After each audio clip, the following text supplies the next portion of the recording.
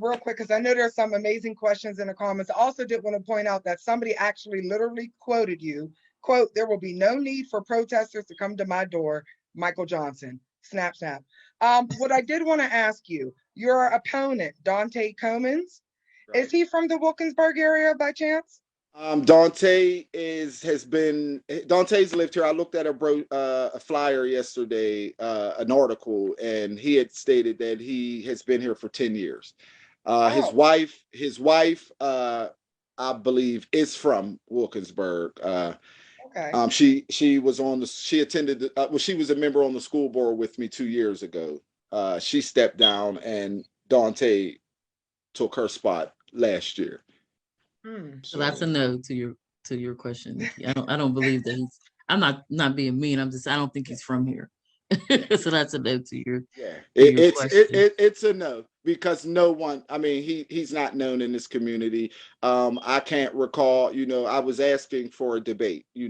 I just wanted to put up. His work with my work. I don't do the work that I do. For recognition. You'll never see me out posting. Oh, guess what we did? Guess. I'm a behind the scenes type of guy. I like to fix things and go on to the next. I'm not the one that'll be out trying to get all the credit for everything like that. But uh, he he he's not. He has done nothing. I was just saying, I mean, he just kind of came out of nowhere, and I didn't know who he was. I heard certain people saying they were supporting him. I only knew of you, and you being a lifelong Wilkinsburg, what, fourth out of sixth generation resident 40, of almost 45 Wilkinsburg. years. I mean, I'm just saying, if he's been there for 10 years and y'all paths haven't crossed, I'm just saying, you know what I mean? But I mean, it is what it is. No shade to him. I don't know him. I just think you're the better man for the job. Yeah, Appreciate it. and You're more equipped in that community to make change. yeah, I definitely would agree. There's one more question in here, and then I just want you to close, Michael, with explaining how you became a write-in candidate and how people can vote for you on Tuesday. So the question is, will you bring thriving community days back and melanated business back? So that's black business. Absolutely. You'll get tired of me with community events and just bringing that pride back to this community. You'll get tired of me. Please That's do pop-ups because there's a oh, lot of black business owners in absolutely. Wilkinsburg who could use the exposure. Absolutely, absolutely, and that is a part of my agenda. A part of the team that I'm going to create is to go out and you focus on these businesses, these black businesses, and you highlight them. Like I said, we'll bring the tables to the sidewalks and have people eating. I want to look like just every other community out there. Where people Yes. can feel safe coming to Wilkinsburg, Penn Avenue, and sitting down and eating a meal with your kids. I want that again. I'm from here. I know what Wilkinsburg could be and should be Right. and was. Right. So I'm gonna bring that back. I You know, always feel safe in Wilkinsburg, just so you know. It's only when the cops mess with me that I'm right, just like, but the people is always, it's one of those hoods I could just go into, not being from, and know I'm good. right, right, The only right, thing I ever worry about is the cops. right, hmm right. hmm So how did you become a write-in candidate, Michael? And then how can So people vote for you on Tuesday? okay. I'll sum this down to make it short, but because it's a long story. But I've been an elected official for the past 10, almost 11 years now. Uh, my first year when I ran for school board, um, not knowing a lot of the rules, and you have to turn papers and do this. There's a lot of paperwork and things that come along with running for office. And at the time, I didn't have anyone telling me, "Oh, Mike, this has to be there." So I didn't turn in some paperwork. I was thrown off the ballot. That was in 2012. I learned. I was really disappointed from that, and I learned from that mistake. So within that time frame, I think I've ran two other school director elections, and I think that was it. So during the process of petition, passing your petition, getting your signatures, I was the first candidate in Wilkinsburg done with everything. I was so excited and ready to have this done and turned in that I was done. I was the second person downtown to pick up street signs. That's how early I was down there to get the paperwork. I picked up, the paperwork, went and got all my signatures. A few days later, I'm riding with the council president, Pam Macklin, helping other candidates make sure that their paperwork was turned in. Now, at this time, I had told Pam I turned my paperwork in on the 5th. So I said, well, Pam, I can ride around and help you go downtown and, stand in the long line since my stuff is done. So, I'm riding around. I have everyone's papers in my hand. I take them to the county. I get them stamped. I take them back, give them back to Pam. We ride back to Wilkinsburg. She drops me off. She goes her way. I go my way. So the very next day, I go and I turn my papers in. No, I'm sorry. That day, I turned my papers in when she dropped me off. Now, everyone knows that the borough building is locked, and you're not welcome. No one, unless you're an employee, is allowed in the borough building. So they have a bunch of telephone numbers on the window where you have to call the department that you're coming to see, and someone will come down. Usually, when you call those numbers, you get a voicemail.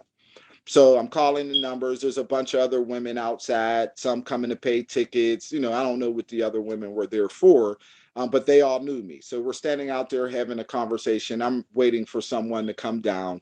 I called the borough secretary's line. He wasn't at his desk. So a young lady comes down, grabs a few other women's paperwork, and goes back in. A guy came, dropping some books off for the library thing. So I runs up and I say, she asked, could she help me? Gave her the paperwork. She takes my paperwork back into the borough building, and my paperwork never seemed to make it to the borough manager's desk. Every other candidate who I was out helping turn paperwork in, no one else had this issue but me. So I go home that day and I go on Facebook. I post, hey, everything is official. I just turned my paperwork in. I'm excited. I have it posted on Facebook right after I left, So I go home and I'm working. I'm out here campaigning. And a few days later, I get a paper envelope in the mail saying you've been sued.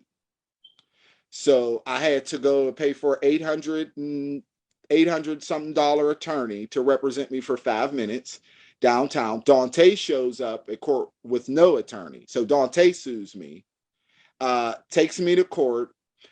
He shows up with no attorney, some other borough members who are on the other side, and they don't really care about me. And so they're over there coaching him what to say and things like that. So they, in the middle of the, I kind of, was a little disappointed at the justice system, because I feel like when you go into court and you raise your right hand to tell the truth and to swear to tell the truth and you lose to lies, that is just the biggest slap in the face.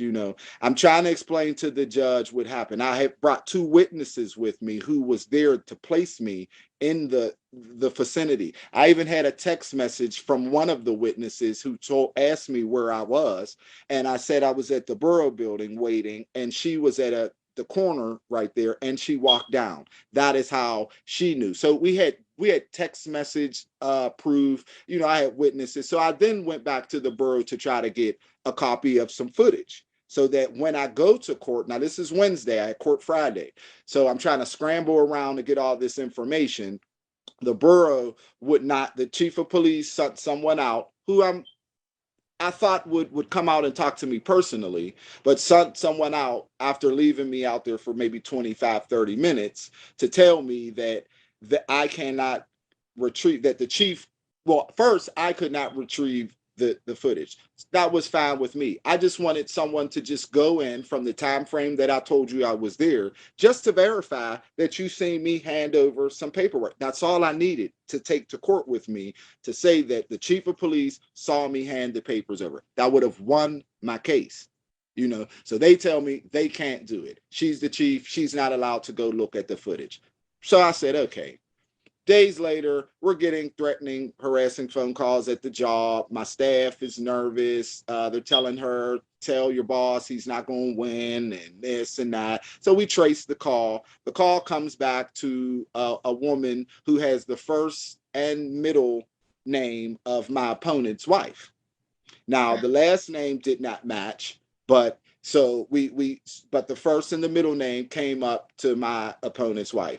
The area of where the call was made from was an area where my opponent lived. So I wanted to go to the police station to take to court the copy of the police report that my staff filed. They would not give me that.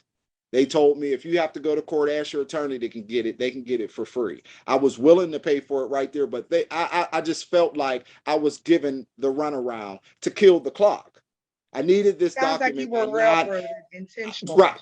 And I needed this Intentionally document railroaded. by 9, and no one, I mean, these are people that I have relationships with. Like when the library had a toy Christmas party, Halloween party, I provided over $400 worth of food for the kids here. You know, I do so much for these people, and for them to treat me the way that they did during this process is just so sad. You know, That's so really what? sad. So I'm sitting in the courtroom and I'm explaining to the judge. So my opponent tells the judge that I ran for counsel in 20. They tried to paint me as a repeat offender as someone who doesn't turn paperwork in on time. So I'm trying to explain to the judge. My opponent said, Your Honor, he ran for counsel in 2019 and was thrown off the ballot. I tried to lean up to the microphone and explain to the judge, Your Honor, I've never in my life ran for counsel. I've never had to go and get signatures for counsel. No one's ever seen me with a counsel sign outside the door or anything. I'm trying to explain to the judge I was never thrown off of a ballot for running for counsel. My opponent then interrupts me as I'm talking. The judge got frustrated and just said to hell with the whole case. And this was the outcome. Wow. You know, so I mean, I'm trying to explain to the judge, Your Honor, can you verify this, that I did not run for council in 29? I ran for school board in 2019. I won my school board seat, and that's the seat that I have now. I did not run for council in 2019, but he did his best to convince that judge that I did, and that's how I ended up as a write-in candidate, because they take you off the ballot if they say you didn't turn in. It was a financial statement, one sheet of paper that should have been turned in. And, I know this process. As bad as I wanted to become mayor, you think I'm out passing out other people, helping other people turn their paperwork in and not And you're do not mine. turning yours in. It just does not make sense. So that's where that's the part that I feel once in that office, changes need to be made big time, because this should not have been able to happen to me, So that is why I'm going in as a write-in. So I'm just asking everyone, to just write my name in, So at the what does bottom. that look like, Michael? Like, what does that look like? Do you have people maybe who can go to the polls and assist people with ensuring? Is that legal? Like that assist people? You can't go inside with them, but what I think I have to my advantage, the ballots are those paper ballots where you fill in the bubble where Okay. next to your candidate's name. So I'm hoping that so everyone has to have an ink pen and a piece of paper in their hand anyway.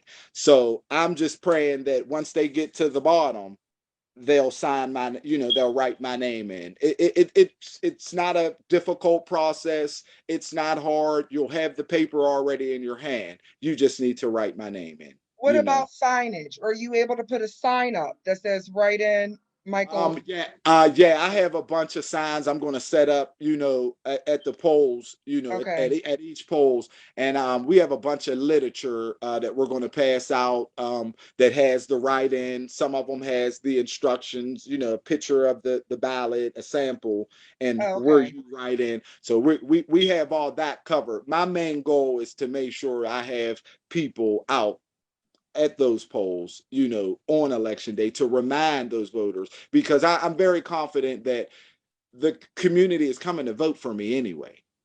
Right. That I know. It's just that when they go in there and do not see my name on that ballot is where it's going to get confusing for them. But I think if I make sure I have enough people outside of those buildings to remind each one of them, hey, because when they see my face on the flyer, they will know who I am. I've been on that ballot for 10 years now, Right. so they know the name, so I'm confident, I'm a fighter, I fight to the end. I'm not giving up, and Right. even, and I'm claiming this, I'm very confident in my community, and I think that, they're going to come out and support me. And, So and from somebody who has actually ran a write-in campaign and won one, it is possible to do it. I did it in 10 districts. That's okay, right. This is just one community. right. So I know that this can be done in Wilkinsburg. So just to reiterate, if you live in the city of Wilkinsburg, Tuesday, May 18th, this Tuesday, May 18th, you have to write Michael Johnson's name in. So you'll go into vote like you typically go into vote, and you will see the button for mayor of Wilkinsburg. And there'll be something that'll say write in. And then that's where you write Michael Johnson's name in. MichaelJohnson. So you just have to write his name in, or don't put MJ, don't put M Johnson. Right. Write the full name out, Michael Johnson. He'll have lit when people come to the polls. So Michael, how do people get in touch with you if they want to volunteer at a poll? There's a couple of people in the chat saying that they'll volunteer for you. So how do you can contact me. I can give you my phone number. It's 412-540-0355. Or you can reach me on either Facebook page, my personal Facebook page, that's Michael Johnson. And I have a mayoral campaign page. It's Michael A. Johnson for Wilkinsburg Mayor. Can you repeat your number one more time, please? Yes, it's 412-540-0355. And the Facebook is Michael A. Johnson for Wilkinsburg Mayor, and my personal page is Michael Johnson.